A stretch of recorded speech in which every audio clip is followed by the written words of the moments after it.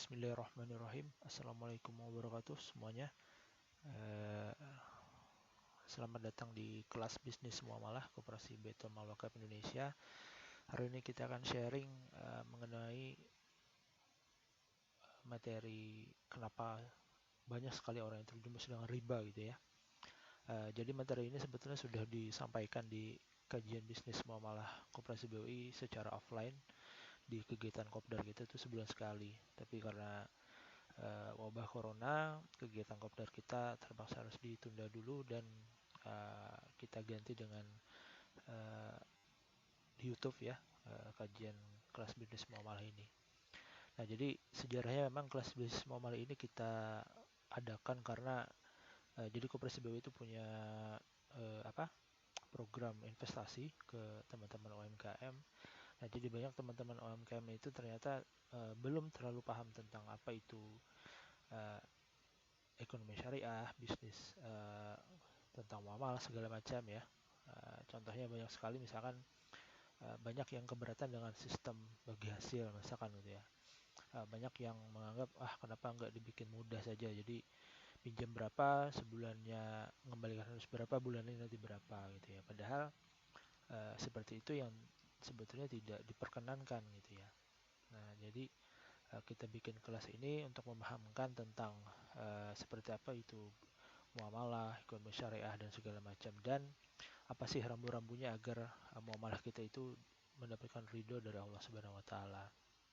Ya, jadi prinsip utama dari seorang pengusaha muslim itu bukan tentang hanya untung rugi saja, tapi juga berkah atau tidak berkah, halal atau tidak halal segala macam seperti itu.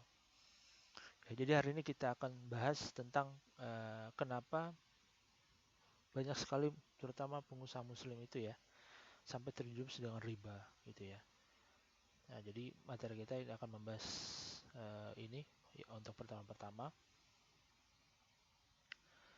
Ya, jadi Islam itu adalah agama yang komprehensif ya, atau syumul. Jadi di dunia Islam itu sudah sempurna, kafah.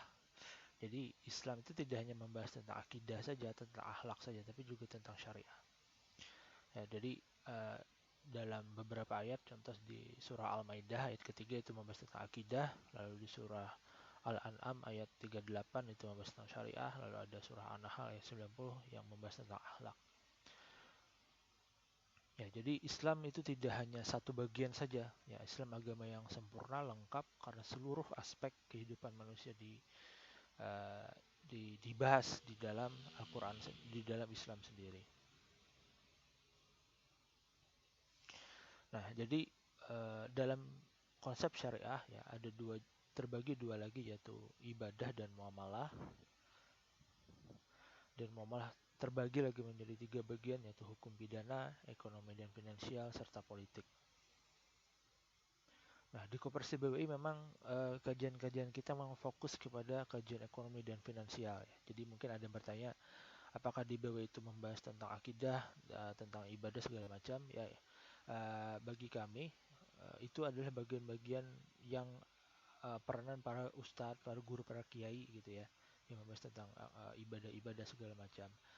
Dan Koperasi BWI fokus kepada kajian-kajian, kami menyebutnya babul fulus, yaitu kajian-kajian yang membahas tentang ekonomi dan finansial.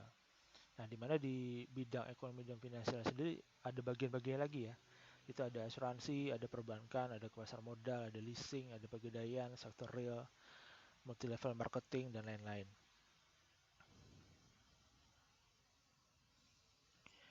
Ya, jadi sistem syariah itu sistem terbaik ciptaan Allah yang harus kita ikuti. Jadi dalam surah Al-Jasiyah ayat ke-18 disebutkan bahwa kemudian kami menjadikan kamu suatu syariah, maka ikutilah syariah itu. Jangan ikuti hawa nafsu orang-orang yang tidak mengetahui.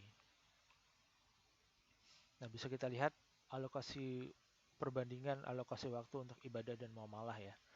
Jadi untuk ibadah mahdah, contohnya sholat ya. Jadi kita sehari sholat 5 kali, rata-rata mungkin sekitar 10 menit. Kita sholat sehari sekitar 50 menit. Lalu kemudian muamalah, contohnya seperti mencari nafkah, bekerja gitu ya. Itu rata-rata orang bekerja dari jam 7 pagi sampai jam 7 malam. Ya, itu sekitar 12 jam. Jadi ada perbandingan 1:12 nih. Ya, ibadah mahdah eh, itu sekarang mungkin sudah banyak kitab yang membahas ya. Sementara ibadah muamalah ini masih sedikit nih kajian yang membahas. Padahal ayat terpanjang dalam Al-Quran itu adalah tentang muamalah gitu ya. Nah, jadi realitanya kajian Islam yang kajian tentang ibadah itu materi ini yang dominan dibahas ya di kajian-kajian sering kita ketemui dari satu pengajian ke pengajian rata-rata yang dibahas memang adalah kajian ibadah ini. Bagus ya, tidak salah, tapi yang sayang sekali ibadah muamalahnya atau kajian muamalahnya yang sebetulnya lebih sering kita temui sehari-hari, materi ini cenderung diabaikan dalam pengajian. Nah, sehingga akibatnya satu, banyak umat Islam yang tidak paham atau tidak memahami fungsi uang. Ya, jadi tanpa rasa berdosa memberitakan riba gitu ya. Jadi ini sudah biasa bunga bank gitu ya, pinjam dengan mengembalikan dengan kelebihan itu sudah biasa, itu kan praktek sehari-hari gitu ya.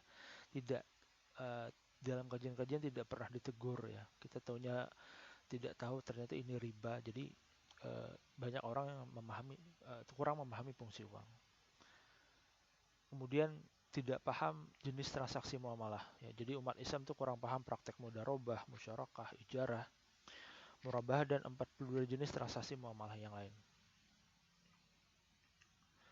Lalu umat Islam tidak paham 25 perbedaan bank Islam dengan bank konvensional. Bedanya margin dengan murabahah, kemudian bedanya dengan bunga gitu ya. Beda margin murabahah dengan bunga, kemudian beda bunga dan bagi hasil gitu ya. Jadi kita sedih sekali kalau mendengar ada orang Islam, umat Muslim yang mengatakan sama saja bank konvensional dengan bank syariah gitu ya. Padahal ya ada 25 perbedaan antara bank Islam dengan bank konvensional, itu ada perbedaannya. Satu saja ya. Pertama, bank syariah itu tidak akan pernah berinvestasi ke usaha-usaha yang tidak syariah atau melanggar aturan syariah. Itu bedanya dengan konvensional. Ya, jadi tidak mungkin bank syariah itu investasi ke mohon maaf perusahaan babi misalnya atau perusahaan minuman keras, perusahaan rokok, tidak mungkin. Ya, berbeda dengan konvensional. Mereka tidak melihat hal itu karena ukuran mereka adalah keuntungan ya, bukan halal atau tidak. Dan kemudian akibatnya umat Islam memandang sama saja bank Islam dan bank konvensional, asuransi Islam dan konvensional, ekonomi Islam sama saja dengan ekonomi konvensional ya. Bagaimana mungkin kita bisa menyandingkan atau menyamakan aturan Allah yaitu syariah dengan aturan buatan manusia ya. Tidak mungkin dan tidak pantas sebetulnya. Nah, maka karena kita mengabaikan ilmu-ilmu muamalah ini, banyak sekali kita menganggap ekonomi syariah itu sama saja dengan ekonomi konvensional. Nah, jadi sebetulnya ada 41 ruang lingkup fikih muamalah yang nanti akan kita bahas satu persatu ya.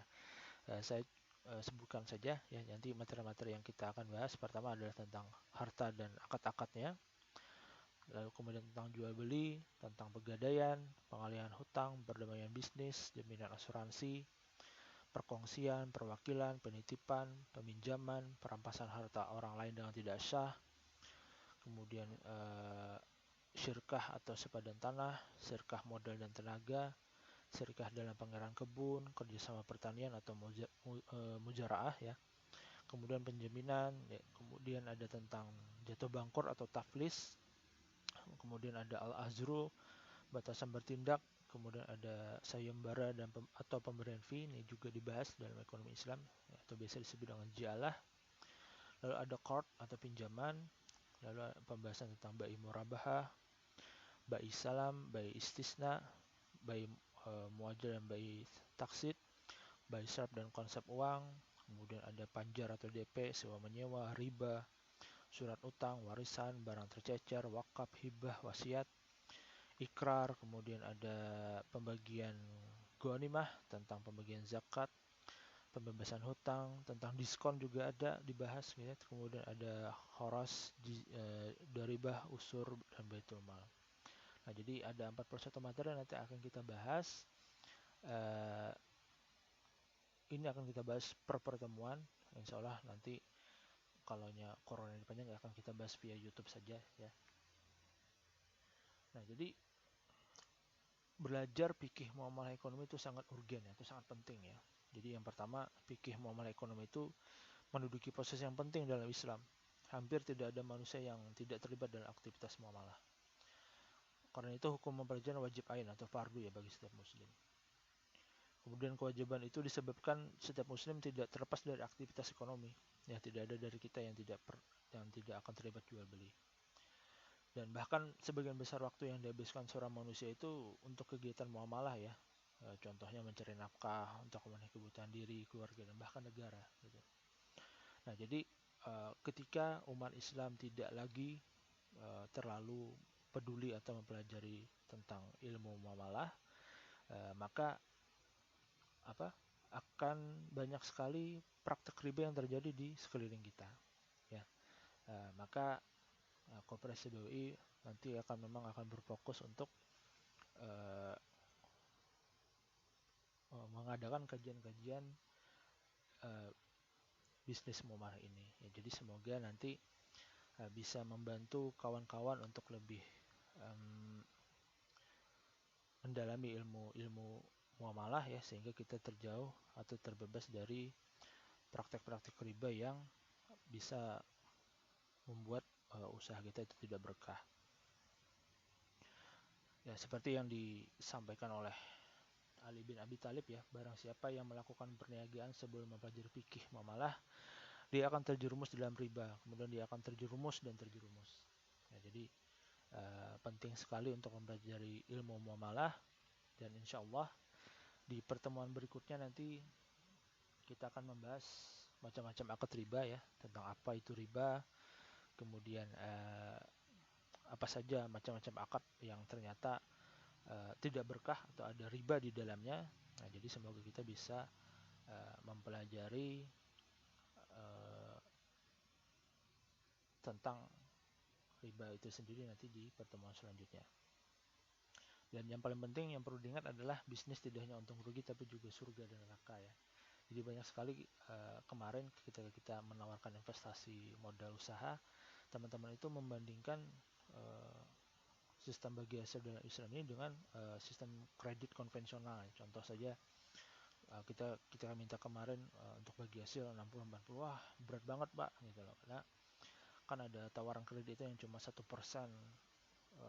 bukan 1%, 5% itu ya, dari seluruh pinjaman. Misalnya pinjam 10 juta berarti 5% untuk administrasi, padahal meskipun itu nilainya lebih kecil ya, itu tidak berkah karena itu bertentangan dengan aturan-aturan dalam Islam gitu loh. Jadi karena akadnya pinjaman ya, harusnya pinjam 10 juta kembali 10 juta, tidak boleh ada kelebihan seperti itu. Nah, jadi kalau memang ingin melakukan bagi hasil, maka lakukanlah presentasi dari keuntungan bersih ya, bukan dari modalnya. Nah, jadi penting sekali untuk berilmu sebelum berbisnis. Bagi teman-teman yang sudah terlanjur berbisnis, maka tidak ada salahnya saat ini kita bedah lagi bisnisnya, apakah sudah sesuai dengan aturan agama, sudah sesuai dengan akad-akad yang syariah, dan jauh dari akad-akad yang tidak berkah. Ya, jadi semoga di masa-masa seperti ini kita bisa mengevaluasi bisnis kita, dan semoga setelah nanti masa corona ini berakhir kita bisa menjalankan bisnis kita dengan jauh lebih berkah. Amin amin ya rabbal alamin. Demikian dari penyampaian dari saya, singkat saja. Kita ketemu di materi selanjutnya. Salah mohon maaf. Wallahualam bisawab. Assalamualaikum warahmatullahi wabarakatuh.